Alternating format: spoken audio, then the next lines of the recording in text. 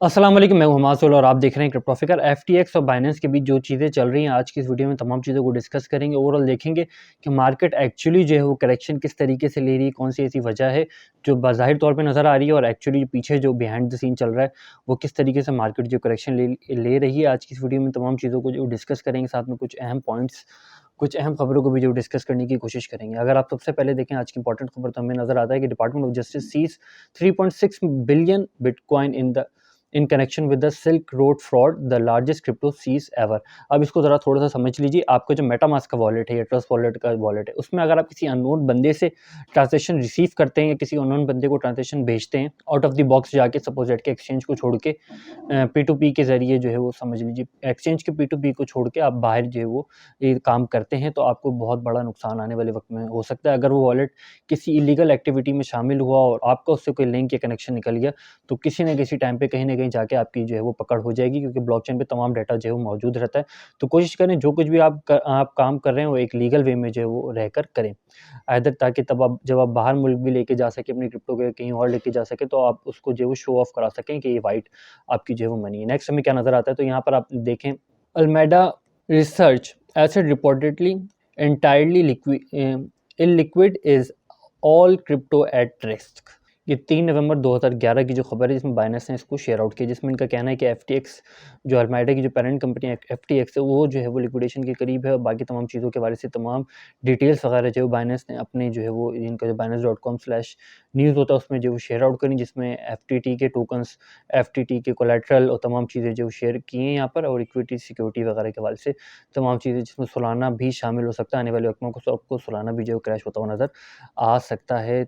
तो कि सोलाना का भी इसमें स्टेक है, यूएसडी का स्टेक था, एफटीटी का स्टेक था और बीयूएसडी था, जो बाइनेंस ने बीयूएसडी को रखा और एफटीटी को जो है वो सेल ऑफ किया। अब यहाँ पर अगर आप देखें तो just in FTX native token FTT fall 16% 1 hour, ठीक है, थोड़ी देर पहले ही की है। इसको कल भी हमने डिस्कस किया था कि एफटीटी में जो है वो एक लोअर बाइंग अपॉर्चुनिटी देखने को मिलेगी। ओवरऑल सिचुएशन किस तरीके से चल रही है, तो सर्टिक जो है वो एक रिस्क बता रहा है। ऑल द डिफरेंट जो स्कैम्स या रग एंड पुल वगैरह होते हैं, उनको उन तमाम चीज़ों को सर्टिक जो है वो यूज़ करता है। तो Binance announce liquidation of FTT after the release of Alameda Q2 balance sheet causing mass withdrawal of the token. ठीक है, अब ओवरऑल हो क्या रहा है कि जो एफटीटी है, अल्मेडा है, वो जो है वो लिक्विडेशन के करीब जा रहे हैं, जिसके हवाले से बाइनेंस ने जो है 1 हफ्ता पहले रिपोर्ट किया था। तो बाइनेंस इस हवाले से अपने आप को एक सिक्योरिटी देने जा रहा है। अब हुआ कुछ इस तरीके से कि बाइनेंस को जो है वो कोलेटरल समझ लीजिए, बाइनेंस को जो चीज़ मिली एफटीएक्स से वो बीयूएसडी थे और एफटीटी के टोकन थे। तो अब हुआ क्या कि बाइनेंस के पास जो समझ लीजिए जो होल्डिंग थी वो बीयूएसडी में थी और एफटीटी के टोकन्स में थी। जब अल्मेडा की Q2 की जो रिपोर्ट वगैरह आई, जिसमें वो लिक्विडेशन के करीब था, तो अब हुआ कुछ इस तरीके से कि बाइनेंस ने ये फैसला किया कि अब जो है वो एफटीटी से वो एग्जिट करेगा, एफटीटी को सेल ऑफ करेगा। अब जब एफटीटी को सेल ऑफ करेगा और अल्मेडा एफटीटी पहले ही जो खतरे में, जब ज़ाहिर सी बात जब और सेल ऑफ शुरू होगा तो प्रॉब्लम जो है वो और ज़्यादा क्रिटिकल हो जाएगी, जिस पे एफटीटी या अल्मेडा का ये कहना था कि अगर बाइनेंस उसको सेल ऑफ करेगा तो एफटीटी उसको दोबारा से जो है वो रीबाय कर लेगा। अब इस चीज़ को ऑल्टकॉइन डेली भी बता रहा था। ओवरऑल आपको क्रिप्टो में इस वजह से जो अनसर्टेनिटी नज़र आती है। यहाँ पर आप देखें तो जॉय भी जो है वो आपको कुछ इसी किस्म की ट्वीट करते हुए नज़र आ रहे हैं। The intervention is cracking, either they continue draining reserve to prop it up और Alameda plus FTX will undoubtedly be facing a margin call. अगर इसी तरीके से एफटीएक्स से एसेट्स निकलते रहे तो एफटीएक्स और अल्मेडा को जो मार्जिन कॉल फेस करनी पड़ेगी, जैसे टेलर लूना के साथ हुआ, वर्ल्ड के साथ हुआ, और टेलर लूना के क्लब्स के बाद काफ़ी सारी फर्म्स के साथ हुआ, जिनको बाय करने जो है वो एफटीएक्स जा रहा था। और बैंकरप्सी भी एफटीएक्स ने काफ़ी सारे प्रोजेक्ट्स की करवाई, जिसमें जो है वो वर्ल्ड के साथ और भी काफ़ी सारे प्रोजेक्ट जो है वो शामिल थे। अब ऑल्दो कि एफटीएक्स खुद ही जो है वो लिक्विडेशन के करीब जा चुके हैं। ऑल्दो कि अगर ऐसा हो जाता है तो ज़ाहिर-सी बात जैसे टेरर लूना में हुआ था वही चीज़ जो है वो एफटीएक्स में नज़र आएगी। लेकिन ओवरऑल चल क्या रहा है ऑन चेन के हवाले से उसको थोड़ा-सा डिस्कस करेंगे, और ये जो मार्केट ने करेक्शन ली है एफटीएक्स के हवाले से वो एक्चुअल है क्या, उसको भी जो डिस्कस करने की कोशिश करेंगे। यहाँ पर भी आप देखें तो 7 नवंबर की जो है वो आई थिंक ये खबर है। Binance to sell reset of the FTX tokens holding as Alameda CEO defend from financial condition. Alameda के सीईओ ने जो कहा कि हमारी फाइनेंशियल कंडीशन ठीक है। अब ज़ाहिर-सी बात है, जब आप कह रहे हैं कि आपकी फाइनेंशियल कंडीशन ठीक है, बाइनेंस अगर सेल ऑफ करने जा रहा है आपके शेयर्स को या आपके टोकन्स को या आपके नेटिव टोकन को, तो आपको उसको बाय करना चाहिए। अब देखते हैं कि एफटीएक्स के पास एक अच्छी अपॉर्चुनिटी है कि अपनी टोकन्स को जो वो लो प्राइस में बाय कर सकता है, तो एफटीएक्स के पास एक ये पॉजिटिव चीज़ जो है वो मौजूद है। अब थोड़ा-सा डिस्कस करते हैं यूएस स्टॉक को, कंपेयर करते हैं क्रिप्टो के साथ, फिर एंड में जो डिस्कस करने की कोशिश करेंगे इसको एक्चुअली हो क्या रहा है, ठीक है? तो अब हमें नज़र आता है कि यूएस स्टॉक को देखें तो अच्छा खासा परफॉर्म करती हुई नज़र आती है, जिसमें टेस्ला, अमेज़न जो है वो हमें परफॉर्म करता हुआ नज़र नहीं आ रहा। ऑल्दो कि जो एलन मस्क की डिफरेंट फर्म्स हैं वो जो है वो वाइस वर्सा जो है परफॉर्म करती हुई आने वाले वक्त में हमें नज़र आएँगी।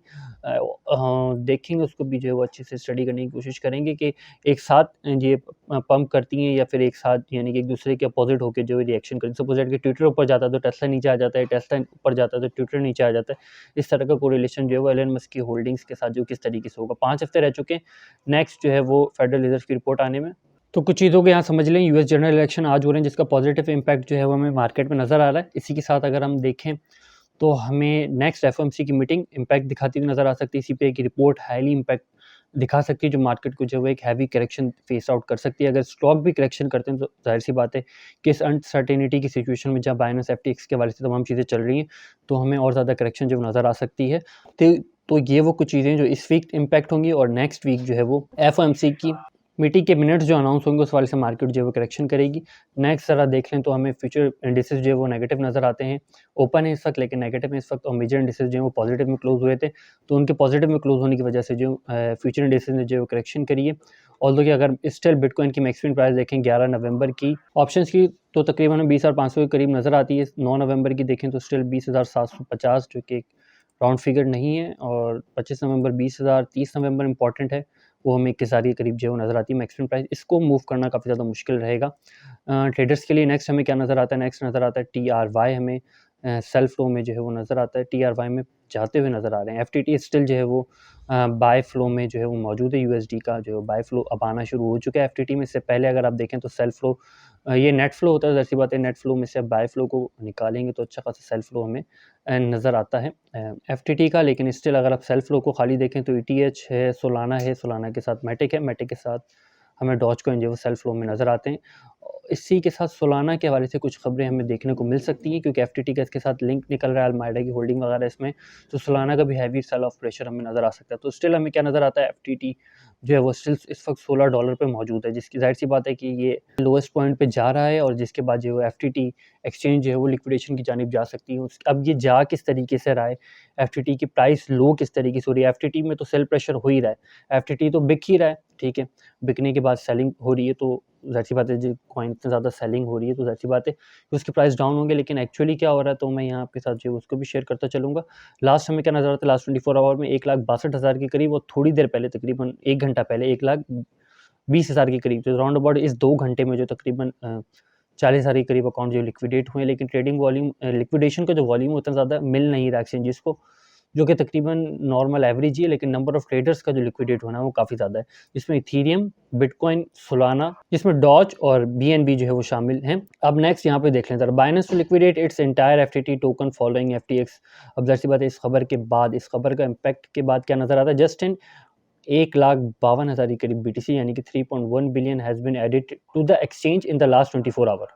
अब इस चीज़ को थोड़ा गौर से समझने की कोशिश करें। ये वो रीजन है जो कि डेट हमें नज़र आती है 28 सितंबर। 28 सितंबर के बाद एक्सचेंजेस से बीटीसी निकलना शुरू हुआ, और निकलते निकलते राउंड अबाउट हमें नज़र आता है 25 अक्टूबर, और 26 अक्टूबर के बाद यानी कि 27 अक्टूबर को एंट्री लेना शुरू हुआ, और फिर हमें ये मैक्सिमम इसकी एंट्री जो है वो 7 नवंबर तक जाती हुई हमें नज़र आई। ऑल्दो ये चार्ट जो होता है 30 दिन का होता है, तो हमें शुरू में नज़र आया 1 लाख के करीब, 1 लाख के करीब बीटीसी जो है वो एक्सचेंजेस से आउट हुए थे। फिर जिसके बाद जो है वो रेशो, तो 30 डे टाइम फ्रेम के हवाले से वो हमें 1 लाख पे नज़र आया, फिर जो है वो 80,000 पे भी नज़र आया। ऑल्दो कि लेकिन अगर आप इन्हीं तमाम डेज़ को इंक्रीज़ कर लें, 45 डेज़ पे चले जाएँ, तो तकरीबन 2 से ढाई लाख के करीब जो बीटीसी एक्सचेंजेस से आउट हुआ, ये हमें सिर्फ 30 डे टाइम फ्रेम का दिखाता है। तो ओवरऑल अगर आप समझने की कोशिश करें कि 1,52,000 के करीब बीटीसी ने एंट्री दोबारा से मार्केट में ली, तो ज़ाहिर-सी बात है जिस वजह से हमें बीटीसी में हैवी सेल ऑफ प्रेशर नज़र आया, और अपने 21,000 से 22,000 की जो रेंज थी वहाँ से रिजेक्शन बिटकॉइन लेता हुआ नज़र आया। अब इन तमाम चीज़ों में हो क्या रहा है कि बीटीसी एक्सचेंजेस में तो आ रहा है, वो हमें नज़र भी आ रहा है, उसका सेल ऑफ प्रेशर भी नज़र आ रहा है कि एक्सचेंजेस में आया और सेल ऑफ हुआ, और ये तमाम चीज़ें जो है वो 28 सितंबर से तैयार हो रही थी, और आज के दिन हमें नज़र आता है बिटकॉइन ने रिजेक्शन ली। ठीक है, कोई ये ऐसा नहीं है कि सडन ऑल ऑफ सडन हुआ। अब हुआ प्रॉब्लम यहाँ पे क्या क्रिएट हुई, तो हमें क्या नज़र आता है कि आज के दिन अगर हम देखें तो कॉइन बेस प्रो से 29 यानी कि 30,000 के करीब बीटीसी ने एग्जिट लिया है। बाइनेंस पे 14,000 के करीब बीटीसी ने एंट्री ली है। अगर आप कॉइन बेस प्रो का बैलेंस देखें बीटीसी का, तो हमें नज़र आता है ये बैलेंस है, ये बाइनेंस का बैलेंस है, ये बिटफिनिक्स का बैलेंस है। अब बाइनेंस का जो बीएनबी है वो डिपेंड करता है कि बाइनेंस के पास कितना बीटीसी है, कितना बीयूएसडी है, कितना जो है वो डिफरेंट टोकन्स की होल्डिंग मौजूद है। उसकी बुनियाद के ऊपर जो है वो बाइनेंस के बीएनबी जो है वो डिपेंड करता है। सेम यही चीज़ हमें ओकेक्स एक्सचेंज में नज़र आती है, लेकिन इन्होंने इन तमाम चीज़ों को डिवाइड कर दी ओकेटी और ओकेबी के सिस्टम में, ताकि एक ही जो है वो क्रैश आउट करे जो कि शेयर्स का टोकन होगा, बाकी दूसरा जो ऑन चेन टोकन है वो बच जाए। तो ओकेक्स की ये स्ट्रेटेजी बाकी तमाम की जो है वो सेम है, वो अपना ऑन चेन और जो रिजर्व का टोकन होता है वो सेम रखते हैं। जैसे एफटीएक्स का नेटिव टोकन जो है वो एफटीटी है। ओकेक्स में ऐसा है कि ओकेक्स के 2 नेटिव टोकन है, एक ओकेबी है और एक ओकेटी है। बाइनेंस का नेटिव टोकन समझ लीजिए बीएनबी है और साथ में बीयूएसडी है। अब हो क्या रहा है, तो हमें नज़र आता है डिफरेंट एक्सचेंजेस में बीटीसी आ रहे हैं। बिटफिनिक्स से देखें तो बीटीसी एग्जिट हुए, और एग्जिट होने के बाद हमें बिटफिनिक्स का नज़र आता है कि बैलेंस इतने बीटीसी यहाँ पे मौजूद है। अब इसी को नीचे ले आते हैं और नीचे ले आते हैं और नीचे ले आते हैं, तो क्या सिचुएशन हमें नज़र आती है कि लास्ट 30 डेज में, यानी कि पिछले जो 30 दिनों हैं, या एक्चुअल रिजर्व जो एफटीएक्स के वो -185 बीटीसी, तकरीबन 20,000 के करीब बीटीसी जो है वो एफटीएक्स एक्सचेंज से जो एग्जिट कर गया है। अब जो एफटीएक्स एक्सचेंज के पास जो होल्डिंग होगी, जिस बिटकॉइन की होती है, या हम जो कॉइन डिपॉजिट करते हैं उन तमाम कॉइन्स की जो होल्डिंग होती है, उसकी जितनी भी वर्थ होती है, वो वर्थ जो है वो डिवाइड हो जाती है एफटीटी टोकन के अंदर। फिर एफटीटी टोकन की प्राइस इस तरीके से जो है वो डिफरेंशिएट करती है, वेरिएट करती है। सेम बीएनबी और ओकेएक्स के टोकन वगैरह, बिटफिनिक्स के जितने एक्सचेंजेस के नेटिव टोकन होते हैं, जैसे ओकेटी हो गया, सपोज दैट के ओकेएक्स एक्सचेंज का हो गया, तो तमाम कू कॉइन के हो गए, तो ये तमाम चीज़ें जो है वो इस तरीके से वेरिएट करती हैं। अब वो यहाँ पे प्रॉब्लम क्या क्रिएट हो रही है, एक तरफ तो एक्सचेंज ऑन चेन से जो है वो बीटीसी निकल के जो एक्सचेंजेस में आ रहा है और एक्सचेंजेस के वॉल्यूम इंक्रीज हो रहे हैं, और दूसरी तरफ जो है वो बिटकॉइन सेल ऑफ हो रहा है, सेल ऑफ होने की वजह से बीटीसी करेक्शन ले रहा है। लेकिन जो एक्सचेंजेस में आ रहा है बीटीसी वो तो अलग है, लेकिन वो एफटीएक्स में नहीं आ रहा, ऑल्दो कि जो एफटीएक्स के पास पहले से बीटीसी रिजर्व थे वो एग्जिट कर गए हैं, और स्टिल जो है वो अगर एफटीएक्स को देखें तो -185 बीटीसी के साथ जो है वो एफटीएक्स हमें नज़र आता है, जो कि टॉप 8 यानी कि लोएस्ट 18 पे जो है वो इस वक्त तक जा चुका है। ऑल्दो कि अगर ये रिकवरी नहीं लेता, लोगों का ट्रस्ट बहाल नहीं होता है, दोबारा से जो कोलेटरल वगैरह जमा नहीं होते, तो इसको प्रॉब्लम हो सकती है। क्यों प्रॉब्लम हो सकती है? क्योंकि इन्होंने जो है वो ज़ाहिर सी बात है, जैसे टेरर उन्होंने लोन्स लिए हुए थे, वॉल्ट ने लिए हुए थे, और डिफरेंट इस किस्म के जो प्रोजेक्ट हैं जो टेरर उनके साथ जो है वो सेल्सियस हो गया, जैसे कोलैप्स हुए हैं। तो ज़ाहिर-सी बात है कि एफटीएक्स ने भी डिफरेंट जगहों से लोन लेके जो इन्वेस्टमेंट वगैरह की हुई थी, जिसमें अल्माइडा वगैरह भी थी, तो अल्माइडा की और एफटीएक्स की दोनों की जो रिपोर्ट आई, उसमें जो है वो ये था कि वो लिक्विडेशन के करीब है। तो बाइनेंस ने सोचा कि इससे पहले ये लिक्विडेट हो जाएँ और एफटीटी की होल्डिंग जो बाइनेंस के पास है वो किसी काम की ना रहे, तो बाइनेंस को सेल ऑफ कर दे। ये वैसी जो है वो परेशानी में थे। अब जब एफटीएक्स बाइनेंस ने सेल ऑफ प्रेशर शुरू करा, तो ज़ाहिर-सी बात है कि एक बड़ा इंस्टीट्यूशन सेल ऑफ प्रेशर शुरू करेगा, तो ज़ाहिर-सी बात है छोटा इन्वेस्टर है वो फौरी अपने आप को एग्जिट करेगा, जो कि हमें यहाँ पे नज़र भी आया। तो ओवरऑल ये इम्पैक्ट चल रहा है एफटीटी के साथ, और बिटकॉइन या ऑल्ट कॉइन से जो करेक्शन ली है, उसकी करेक्शन की वजह जो है वो एक दिन में नहीं हुई। ये तकरीबन आप यहाँ से देखें तो तकरीबन 28 सितंबर से बिटकॉइन को रिजेक्शन फेस करवाने के लिए, यानी कि बिटकॉइन रिजेक्शन फेस करे किसी पॉइंट पे 28 सितंबर से जो बीटीसी एक्सचेंजेस से आउट किए गए, फिर बीटीसी को एक्सचेंजेस में दोबारा से बीटीसी ने एक्सचेंजेस में एंट्री ली ताकि बिटकॉइन सेल हो सके, और जिस भी पॉइंट पर है उस पॉइंट से बिटकॉइन को रिजेक्शन फेस करनी पड़े। तो ओवरऑल अब चीज़ें और थोड़ा सा ग्राफिकल सिचुएशन में भी आपके साथ शेयर करता चलूँ। ये वो 100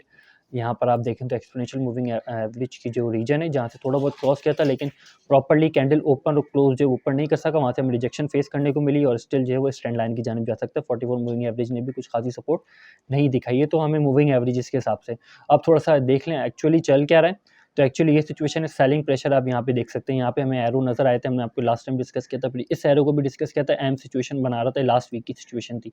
फिर यहाँ पे जो एरो थे कल डिस्कस किया था हमने आपके साथ, जो सेलिंग प्रेशर, और स्टिल आज की सिचुएशन देखें तो ये नज़र आता है। ऑल्दो कि आप सेलिंग प्रेशर, एक सेलिंग प्रेशर, दो सेलिंग प्रेशर, तीन सेलिंग प्रेशर के बाद जो बिटकॉइन इस पोजीशन पे जो नज़र आता है, स्टिल जो है वो इस पॉइंट ऑफ कंट्रोल को तैयार करने की कोशिश कर रहा है। थोड़ा सा पॉइंट ऑफ कंट्रोल के हिसाब से देख लें तो हमें क्या नज़र आता था, हमें लास्ट टाइम अगर हमने देखें कल के दिन जो लास्ट वीडियो थी उसमें शेयर किया था कि इस रीजन में जो है वो bitcoin point of control create करने की कोशिश है। ऑल्दो कि यहाँ से रिजेक्शन लेके लास्ट इस वक्त अभी किस पॉइंट ऑफ कंट्रोल पे बिटकॉइन जो है वो मौजूद है, तो लास्ट अगर पॉइंट ऑफ कंट्रोल देखें तो हमें ये पॉइंट ऑफ कंट्रोल नज़र आता है 19,700। अगर इसको भी रिजेक्ट करता है तो नेक्स्ट पॉइंट ऑफ कंट्रोल तकरीबन ये वाला होगा, हमारा जो पॉइंट ऑफ कंट्रोल होगा, जहाँ पे मल्टीपल 19,050 के राउंड अबाउट जो है वो ये रहेगा। अब वीकली टाइम फ्रेम में सिचुएशन क्या देखें, वीकली टाइम फ्रेम में सिचुएशन कुछ ये है कि 2 हफ्तों में जो रिकवरी की थी बिटकॉइन ने वो रिजेक्शन हो गई। नेक्स्ट बिटकॉइन को स्ट्रॉन्ग रेजिस्टेंस जो फेस करनी पड़ेगी वो रेजिस्टेंस होगी हमारी 300 एक्सपोनेंशियल मूविंग एवरेज की। इसी के साथ जो क्रिप्टो रेगुलेशन यूएसए में होने वाली है उसका भी एक नेगेटिव इम्पैक्ट हमें नजर आएगा, क्योंकि टैक्सेस पे करने पड़ेंगे। जब टैक्सेस पे करने ही हैं यूएसए की आवाम को, तो जाहिर सी बात है वो स्टॉक के इन्वेस्टमेंट के टैक्सेस पे कर दें, तो वो क्रिप्टो के इन्वेस्टमेंट के टैक्सेस जो वो क्यों पे करेंगे। और दूसरी चीज़ ये कि जो सीपीआई की रिपोर्ट आने वाली वो भी कुछ खासी अच्छी नहीं आएगी, जिसकी उम्मीद ये करी जा रही है, जिस वजह से लोग जो है वो एटलीस्ट अपना कुछ चाह रहे हैं कि जो यूएस है वो चाह रहा है कि क्रिप्टो से एग्जिट करके जो है वो स्टॉक में क्रैश ही होना है तो स्टॉक में, या फिर जो है वो किसी कमोडिटी में हो, तो गोल्ड या इस किस्म की चीज़ों की जानिब जो जाना चाह रहे हैं। ऑल्दो कि लेकिन जो इंस्टीट्यूशंस हैं जैसे रियल क्योसिकी हो गए और इस किस्म के rich dad and poor dad यानी कि रियल क्योसिकी और डिफरेंट इंस्टीट्यूशंस वगैरह वो कमोडिटी में बिटकॉइन वगैरह में जो है वो आने की तैयारी कर रहे हैं। कुछ उनकी बाय हो चुकी, कुछ बाय जो नेक्स्ट कैप्चुलेशन यानी कि जो रिटेल ट्रेडर है उसके एग्जिट होने के बाद जो है वो ये बाय करेंगे। तो 300 एक्सपोनेंशियल मूविंग एवरेज काफ़ी स्ट्रॉन्ग रहेगा। अगर यहाँ से रिजेक्शन होती है तो नेक्स्ट जो है वो 600 है, लेकिन ये काफ़ी इंपॉर्टेंट रोल प्ले करेगा 300 moving average weekly time frame में।